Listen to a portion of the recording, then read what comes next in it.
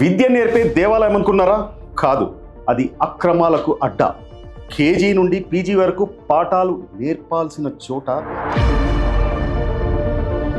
Admission కావాలా, లంచం. ఆటల్లో గెలవాలా, అక్కడ అందరికీ అంతా తెలుసు. కానీ ఎవ్వరు నోరు విదరు. ప్రశ్నిస్తే రోడ్డున పడేస్తారన్న భయం. మీకు జరిగిన అన్యాయం చెప్పండి. భవన్స్ లో సొత్తు అంతా సర్వనాశనం చేసి Bhavan's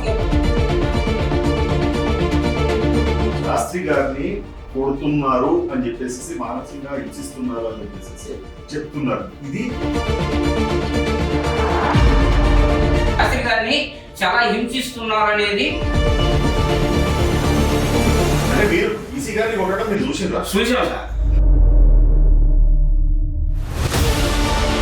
PT master vice principal ఎలా అయ్యాడు కూడా మాకు ఇప్పటికీ అర్థం అవట్లేదు. పెద్ద అయిన ప్రాణాలకు కూడా ఏదన్నా హాని ఉంటుందని మేము భయపడుతున్నాం సార్.